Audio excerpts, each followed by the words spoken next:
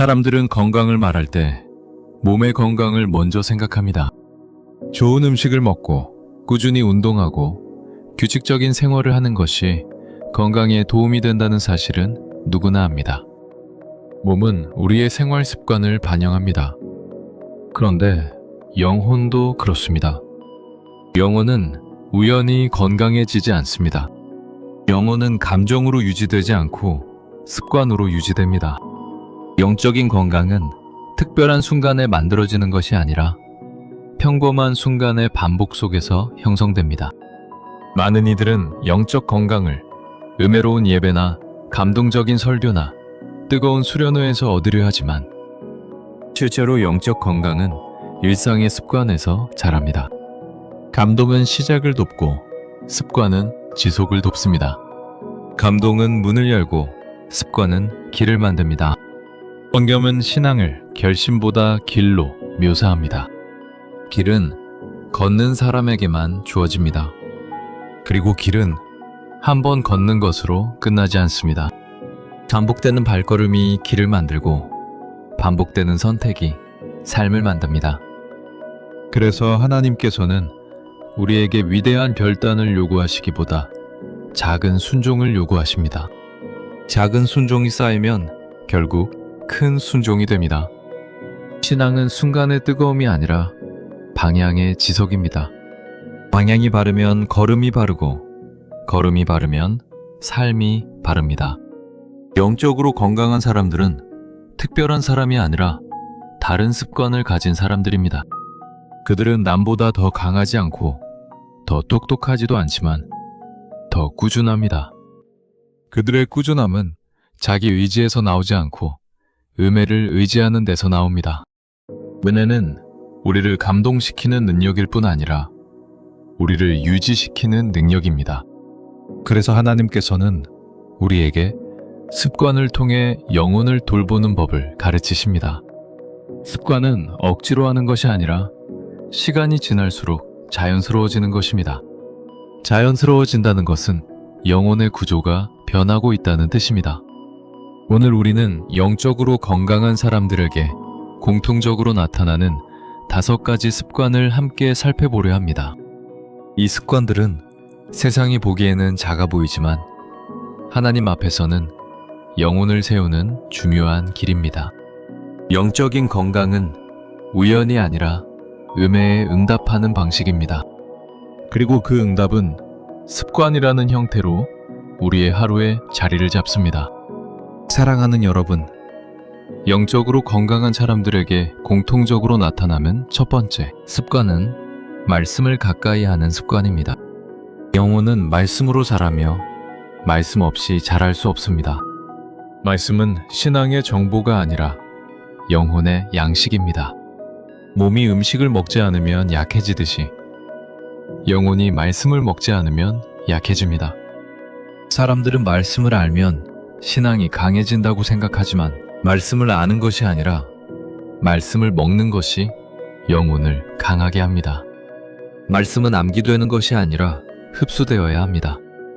하나님께서 은혜를 공급하시는 주요한 통로는 말씀입니다.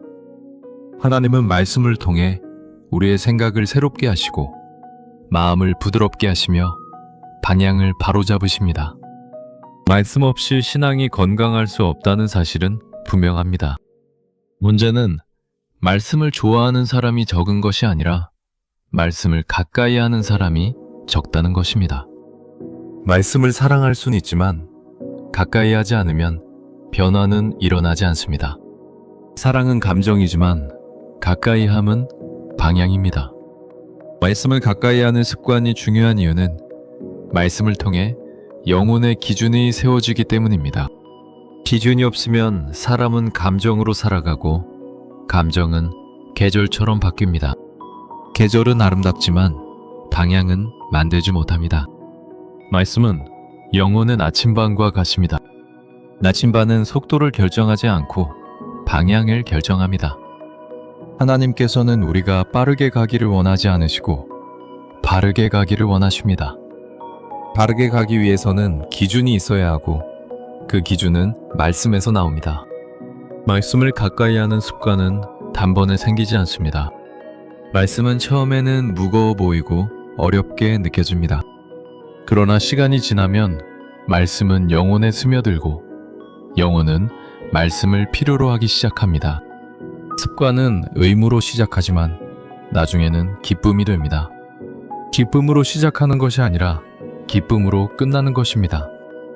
말씀을 가까이 하는 사람은 성경을 읽는 것이 아니라 말씀을 통해 자신을 읽습니다. 말씀은 영혼을 비추는 거울이며 하나님은 그 거울을 통해 우리의 얼굴뿐 아니라 우리의 마음을 보여주십니다. 하나님께서는 말씀을 통해 우리에게 사명을 주시고 위로를 주시고 경고를 주시고 소망을 주십니다.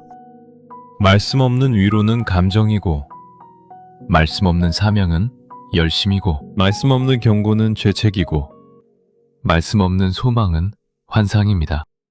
말씀은 우리의 열심을 다듬고 우리의 감정을 지키고 우리의 걸음을 견고하게 합니다. 영적으로 건강한 사람은 폭풍이 없어서 무너지지 않는 것이 아니라 기준이 있어서 무너지지 않습니다. 그 기준은 말씀에서 시작됩니다. 사랑하는 여러분, 영적으로 건강한 사람들에게 공통적으로 나타나는 두 번째 습관은 기도로 숨쉬는 습관입니다. 기도는 신앙의 배경음악이 아니라 신앙의 호흡입니다. 사람은 숨을 의식하지 않고 숨을 쉬듯이 영혼도 하나님을 의식하며 살아가야 합니다. 기도는 문제를 해결하는 기술이 아니라 하나님께 의존하는 방식입니다. 하나님을 찾지 않는 사람은 문제를 해결할 수 없어서가 아니라 하나님 없이도 살 수 있다고 생각하기 때문입니다. 그러나 영적으로 건강한 사람은 하나님 없이 살아갈 수 없다는 것을 압니다. 기도는 하나님께 정보를 전달하는 일이 아닙니다. 하나님은 우리의 필요를 모르셔서 우리에게 기도하라고 요구하지 않으십니다. 하나님은 우리의 마음을 모르셔서 기도를 기다리시는 것이 아니라 우리의 마음이 하나님께 향하기를 원하셔서 우리에게 기도하도록 하십니다. 기도는 상황을 바꾸기 전에 우리를 바꿉니다. 기도는 문제를 풀기 전에 방향을 바로잡습니다. 기도는 결과를 얻기 전에 관계를 회복시킵니다. 사람들은 기도를 특정한 시간, 특정한 장소, 특정한 형식으로 제한하려 합니다. 그러나 기도는 장소와 형식이 아니라 자세입니다. 영적으로 건강한 사람은 기도를 사건이 아니라 공기로 이해합니다. 기도를 특정한 순간에만 하는 것이 아니라 하루 전체 속에서 반복적으로 합니다. 짧은 기도, 낮은 기도, 묵상하는 기도, 사색하는 기도, 한숨 같은 기도, 침묵 속의 기도는 모두 하나님과 관계를 유지시키는 호흡입니다. 하나님은 긴 기도보다 자주 드리는 기도를 기뻐하십니다. 기도는 영혼의 교만을 부수고 복종을 배우게 합니다. 기도하지 않는 사람은 스스로 할 수 있다고 생각하는 사람입니다. 그러나 기도하는 사람은 하나님 없이는 아무것도 할 수 없다는 사실을 압니다. 하나님은 사람의 실력을 통해 일하시지 않고 사람의 의존을 통해 일하십니다. 의존이 깊어질수록 기도는 자연스럽고 가벼워지고 당연해집니다. 당연해진 기도는 습관이 되고 습관이 된 기도는 사람을 지킵니다. 마귀는 기도를 막는 것이 아니라 기도를 미루게 만듭니다. 기도를 줄이지 않고 밀어냅니다. 지금은 바쁘니 조금 있다가 조금만 정리되면 마음이 회복되면 이라고 속삭입니다. 그러나 기도는 마음이 회복될 때 시작하는 것이 아니라 회복되기 위해 시작하는 것입니다. 기도는 정돈된 사람이 하는 것이 아니라 정돈되기 위해 드리는 것입니다. 기도는 여유의 결과가 아니라 살아남기 위한 호흡입니다. 하나님께서는 기도를 통해 우리의 의지를 꺾지 않으시고 우리의 의지를 하나님께 정열시키십니다. 기도가 길어질수록 하나님은 커지고 문제는 작아지고 영혼은 견고해집니다. 영적으로 건강한 사람들은 기도를 통해 문제를 바라보지 않고 하나님을 바라봅니다. 하나님을 바라볼 때 문제는 더 이상 주인이 되지 못하고 하나님이 주인이 되십니다. 이것이 기도로 숨쉬는 습관입니다. 사랑하는 여러분, 영적으로 건강한 사람들에게 공통적으로 나타나는 세 번째 습관은 죄와 싸우는 습관입니다. 영혼이 죽으면 죄와 싸울 힘도 사라집니다. 죄와 싸우는 사람은 이미 음해를 경험한 사람입니다. 싸움이 있다는 것은 생명이 있다는 증거입니다. 죄가 부담스럽다는 것은 양심이 살아있다는 증거이고, 죄가 괴롭다는 것은 사랑이 남아있다는 증거입니다. 하나님께서는 우리가 죄를 완전히 끊기 전에 먼저 죄를 싫어하게 만드십니다. 죄를 싫어하는 마음이 싸움을 시작하게 합니다. 죄와 싸우는 습관은 죄를 깨닫는 순간이 아니라 죄가 달콤한 순간에 드러납니다. 죄는 쓰라릴 때가 아니라 달콤할 위험합니다. 죄는 고통으로 오지 않고 기대로 오며 파괴로 오지 않고 위로로 옵니다. 죄는 멀리서 공격하지 않고 가까이서 속삭입니다. 죄는 우리의 이성을 설득하는 것이 아니라 우리의 욕망을 유혹합니다. 그러므로 죄와 싸우는 사람은 자기 의지로 싸우는 것이 아니라 음해로 깨어있는 사람입니다. 깨어있음은 의지가 아니라 사랑입니다. 하나님을 사랑하기 때문에 싸우는 것입니다. 죄와 싸우는 습관은 죄를 부끄러워하는 데서 시작하지 않고 죄를 인정하는 데서 시작합니다. 사람은 죄를 부인할수록 더 깊이 빠지고 인정할수록 더 쉽게 돌아옵니다. 하나님께서는 우리가 죄를 숨길 때보다 죄를 고백할 때 더 가까이 오십니다. 숨김은 사탄의 전략이고 고백은 성령의 역사입니다. 고백은 패배가 아니라 회복의 문입니다. 죄를 숨기는 사람은 죄를 다스릴 수 없고, 죄를 고백하는 사람은 죄와 싸울 수 있습니다. 죄와 싸우는 습관은 한 번의 전투가 아니라 평생의 전쟁입니다. 죄는 순간 사라지지 않고 경향으로 남습니다. 하나님께서 우리를 거듭나게 하실 때 죄의 지배를 끊으시지만 죄의 유혹을 제거하시지 않습니다. 이는 우리가 끝까지 은혜에 의존하도록 하기 위함입니다. 죄가 남아있는 것은 우리를 정죄하기 위함이 아니라 우리를 겸손하게 하기 위함입니다. 영적으로 건강한 사람들은 죄 없음을 증명하려 은혜 없이는 살아갈 수 없음을 인정합니다. 죄와 싸우는 습관은 의지의 훈련이 아니라 사랑의 방향입니다. 하나님을 사랑하면 죄를 사랑할 수 없고, 죄를 사랑하면 하나님을 사랑할 수 없습니다. 두 사랑이 한 마음에 공존할 수 없습니다. 그래서 하나님께서는 우리에게 죄를 끊으라고 요구하시기 전에 먼저 하나님을 사랑하라고 부르십니다. 사랑은 싸움의 동기입니다. 의지는 잠시를 버티지만 사랑은 평생을 버팁니다. 하나님을 더 사랑하는 사람이 죄와 더 오래 싸울 수 있습니다. 그리고 마지막으로 중요한 사실이 있습니다. 죄와 싸우는 사람은 스스로를 바라보지 않고 하나님을 바라봅니다. 자기 안을 들여다보면 절망을 보고 하나님을 바라보면 소망을 봅니다. 영적으로 건강한 사람은 자신을 평가하지 않고 하나님께 의지합니다. 이것이 죄와 싸우는 습관입니다. 싸움이 있다는 것은 아직 끝나지 않았다는 뜻이고, 끝나지 않았다는 것은 하나님께서 아직 놓지 않으셨다는 뜻입니다. 사랑하는 여러분, 영적으로 건강한 사람들에게 공통적으로 나타나는 세 번째 습관은 죄와 싸우는 습관입니다. 영혼이 죽으면 죄와 싸울 힘도 사라집니다. 죄와 싸우는 사람은 이미 음해를 경험한 사람입니다. 싸움이 있다는 것은 생명이 있다는 증거입니다. 죄가 부담스럽다는 것은 양심이 살아있다는 증거이고, 죄가 괴롭다는 것은 사랑이 남아있다는 증거입니다. 하나님께서는 우리가 죄를 완전히 끊기 전에 먼저 죄를 싫어하게 만드십니다. 죄를 싫어하는 마음이 싸움을 시작하게 합니다. 죄와 싸우는 습관은 죄를 깨닫는 순간이 아니라 죄가 달콤한 순간에 드러납니다.